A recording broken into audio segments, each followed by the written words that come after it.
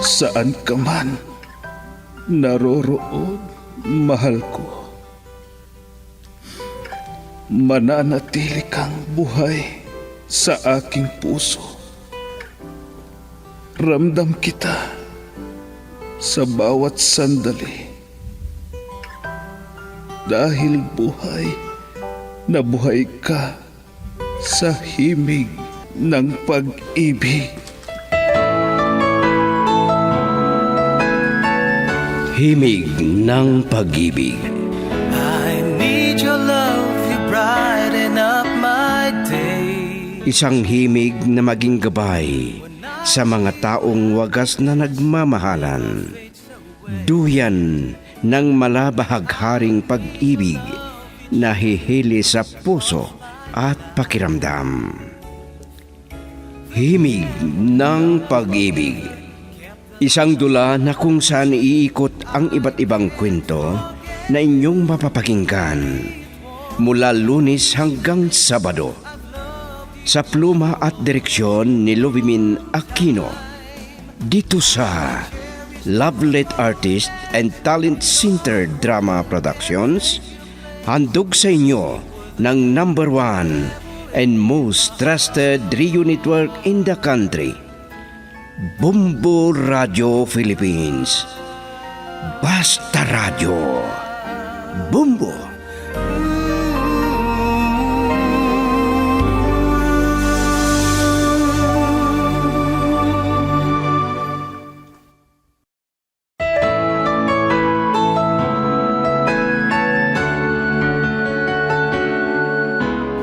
Ang nakaraan, nagtaka si Randy kay Trina dahil mabuti ang ipinakita nito sa kanya pag-uwi niya mula sa trabaho. Sinabi ng ama ni Trina na kinausap ang anak at pinagsabihan nito. Hindi agad nakatulog si Randy kahit nakainom ito sa pagkakataon na iniisip niya sina Trina at Maya. Nadama niya na umiibig na ito sa dalaga. Pumunta ulit ang magkaibigan sa resto bar na pinagtatrabahuan ni Maya. At ngayon, narito ang karugtong ng isang linggong kasaysayan na pinamagatang Hindi Matuturuan ang Puso. Dito sa ating dula, Himig ng Pag-ibig. I need your love each moment of my life. Akala ko, uwi na tayo, Pards. Duman muna tayo doon sa tambayan natin. Wow, ikaw na ang nagyayaya ngayon. Ewan ko ba, bakit ganito? Ang alin? Alam ko na tatawanan mo ako, pero gusto ko makita si Maya. Sinasabi ko na nga ba eh. O sige, sasamahan kita, partner. At good luck. Hindi ko alam, pero iba ang nararamdaman ko para sa kanya. Okay, hindi na ako magtataka. Pero malaking problema. Mabuti sana kung anal ang kasal ninyo ni Trina. Ha? Kailanman ay hindi mo pwedeng pakasalan si Maya. Oo nga pala, no. Ang tanong, gusto kaya niya ang makikisama sa iyo kung sakali? Kausapin ko siyang mabuti at ipagtapat ko sa kanya ang aking kalagayan at wala akong ililihim sa kanya.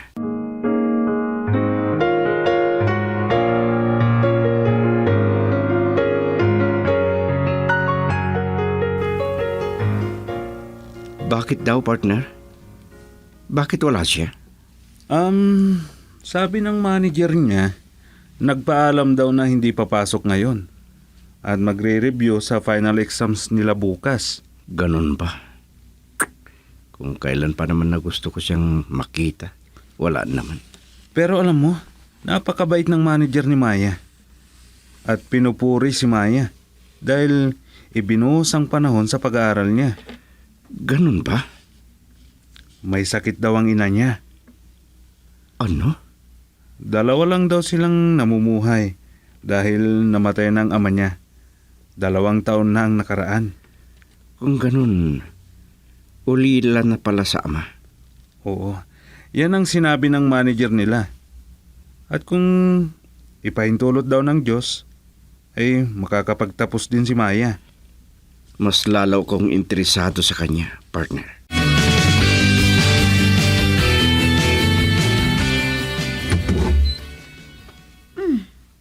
Sabi ko na't ikaw na. Maaga ka umuwi ngayon ha. Oo, duman lang kami nag-one round ni Ago. Sige, magpahinga ka. Pagkain kita. Ha? Oh, hinintay kita na mag-dinner. At alam mo, ako ang nagluto ng kare-kare. Oh, talaga? Oo, sana magustuhan mo. Oh, salamat naman. Oh, itong tsinelas mo. Ay, sandali lang. Tawagin kita kung maihanda ko ng pagkain. At ang gusto ko, sabay tayo na mag-dinner. Okay?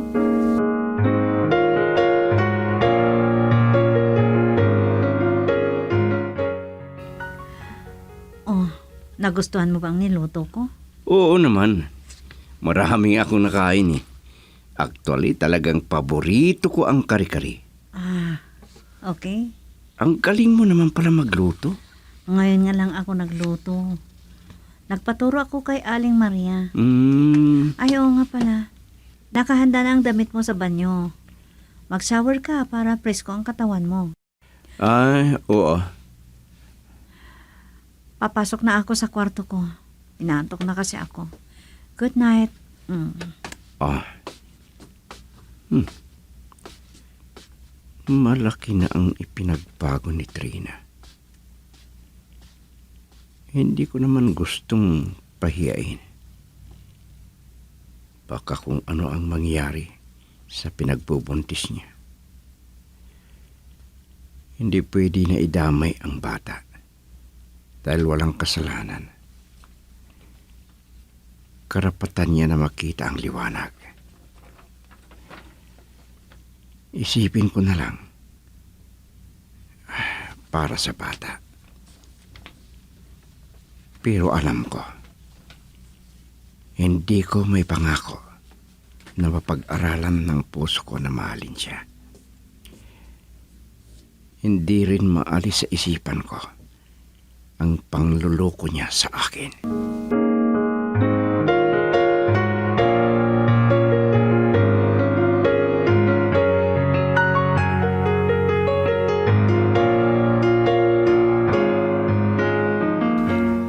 Yan sana ang hiling ko sa iyo, Randy, iho.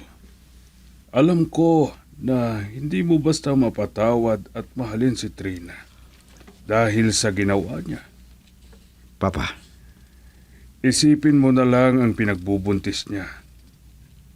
At isilang at may karapatan na makita ang liwanag at walang kasalanan ng bata sa kamalian ng ina niya. Papa, Ang totoo ay gusto sanang ipalaglag ni Trina noon ang ipinagbubuntis niya. Pero pinigilan ko dahil malaking kasalanan yon. At higit sa lahat ay hindi maitatama ang isang kasalanan sa pamamagitan ng ibang kasalanan na naman. tama kayo, Papa. Hindi bale. Pagkatapos niyang manganak at hindi mo pa makakaya na mahalin si Trina, kahit ipinakikita sa iyo ngayon ang kabutihan niya at hindi mahirap na mahalin ang gaya mo. At alam ko na wala siyang pagmamahal sa iyo noon nang may mangyari sa inyo. Kung hindi mo maturuan ng iyong puso na mahalin si Trina, ikaw na ang bahalang magdesisyon. Kung iiwan mo siya, hindi kita pipigilan, iho. Kundi, nauunawaan kita. Girl, I need you. I need your love.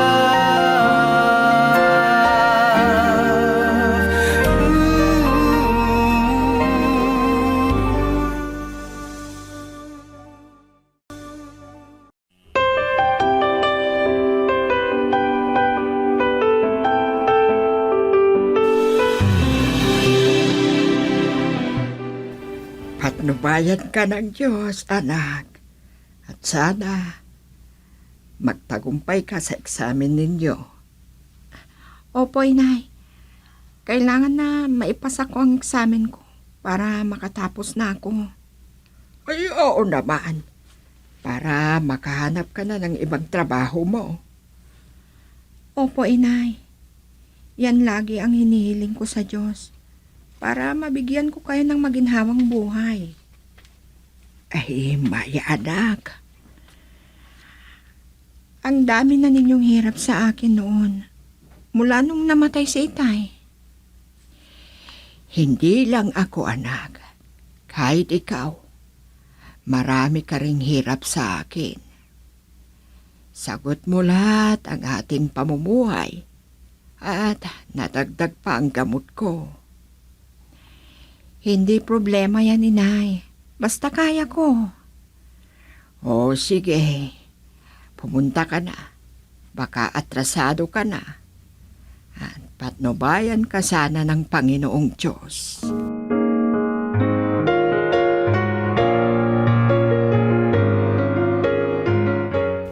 Wow, mabuti naman. Mula nang sinabi ni Papa Lucas na kinausap si Trina, nagbago na. Hindi na sigaw at masasamang salita ang isinasalubong sa akin. Hindi masama kung ganyan. Kung mapag-aralan ninyong mahalin ang isa't isa. Ano? Hindi ba totoo ang sinabi ko? Maganda si Trina.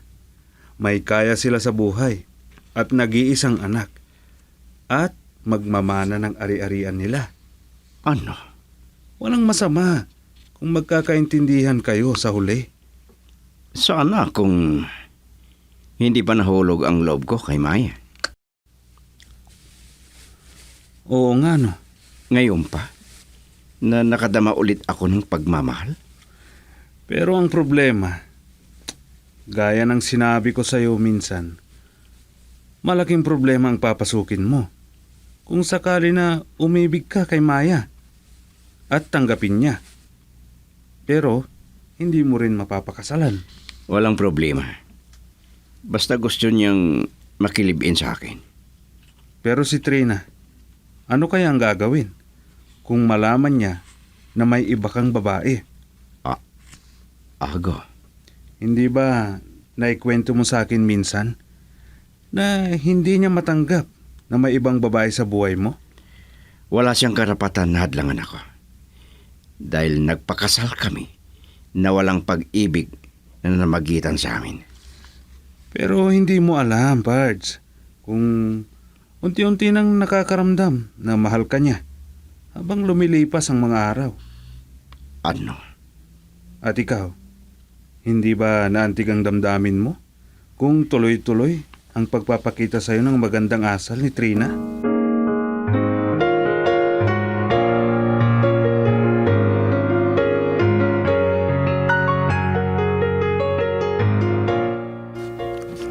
Lalabas ka, iha, ay kung importante lang.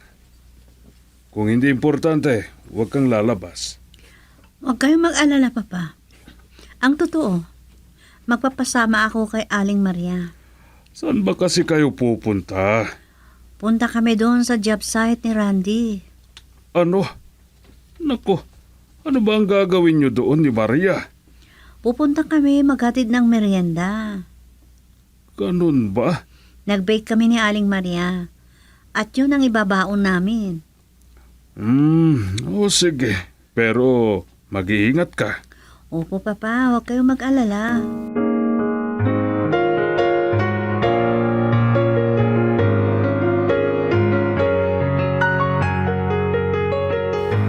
Uy, partner. Hmm. May bisita ka. Sino? Randy? Oh! Trina, bakit nandito kayo? Nag-bake kami ni Aling Maria. Merienda merienda ninyo. Ano? Parang naisip ko kasing maglakad-lakad dahil kailangan ko ito para ma-exercise ako at hindi ako mahirapang manganak. Halika kayo, Trina. May upuan doon. Ay, salamat, Ago. Randy, alalayan mo naman si Trina. Baka madulas at matumba. Sige. Halika, Trina. Naku, hindi na kailangan na hatiran mo kami ng merinda. Marami naman dito mabibili. Iba yung nabibili at yung homemade, partner. Oo naman. At least, alam mo na malinis ang pagkaluto. Tama ka, Trina. Sige, dahan-dahan lang. Umupo na kayo. Tamang-tama. Break time at gutom na ako. Girl, I need you. I need your love.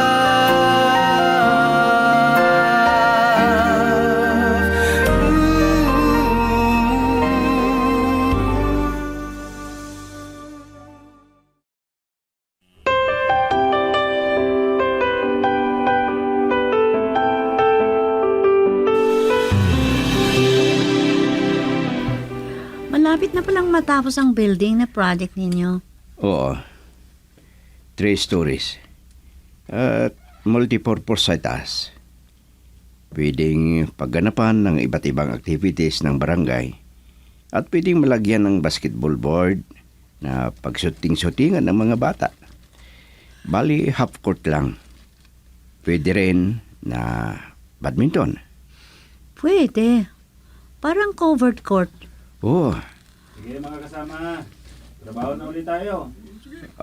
Randy, sorry Patawarin mo sana ako. Ha? Pakiusap. Para matahimik ako at maging masaya.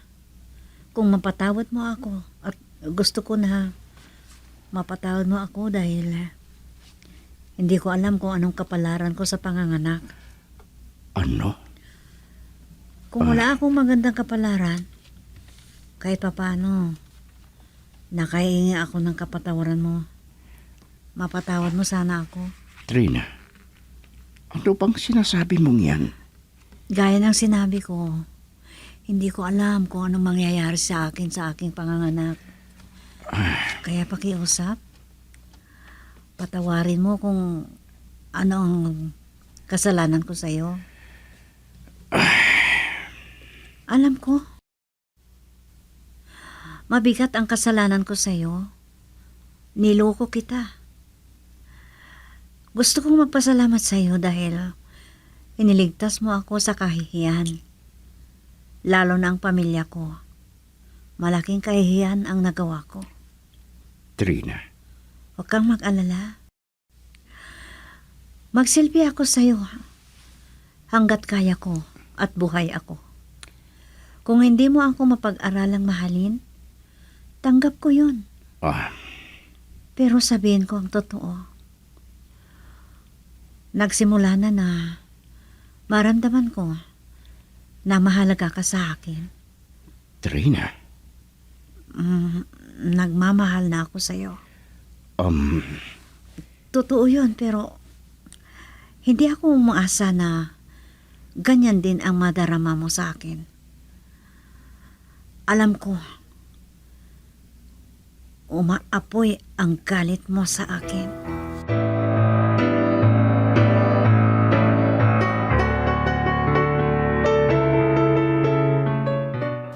Nakalis na si Trina, partner. Pero, bakit ang tahimik mo? Ha? Anong masasabi mo sa mga ginagawa ni Trina ngayon? Ano? Nagtataka. Partner? Hindi ko inaasahan mga sinabi ni Trina kanina. Humingi ng tawad. At nagsimula na raw na maramdaman niya na nagmamahal na sa akin. Hindi masama. Ago. Partner, hindi masama ang magpatawad. Humihingi ng kapatawaran. Dahil hindi daw niya alam kung ano ang kapalaran niya sa panganganak niya. Ano? At sapat na raw na maligaya siya kung mapatawad ko siya.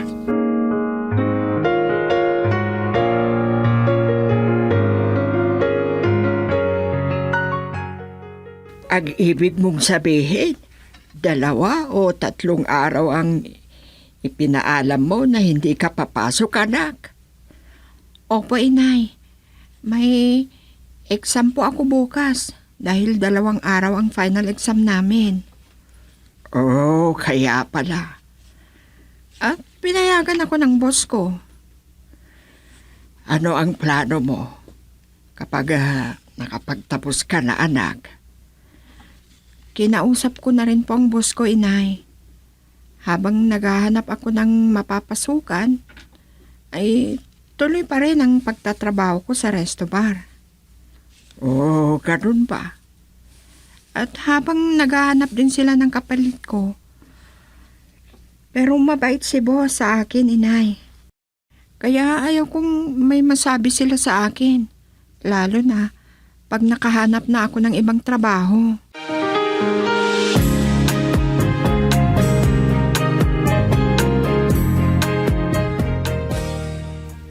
Ano? Wala pa si Maya? O partner, 2 araw daw ang paalam niya. Baka 2 araw naman ang exams nila. Sige na. Wala na akong gana. Kaya mag-1 round na lang tayo. Saka uwi na. Sige partner. Kawawa naman yung naghihintay na buntis sa'yo. Ano naman ang sinasabi mong yan, Ago? Totoo naman, di ba? Sigurado, hinihintay ka na ni Trina. Girl, I need you. I need your love.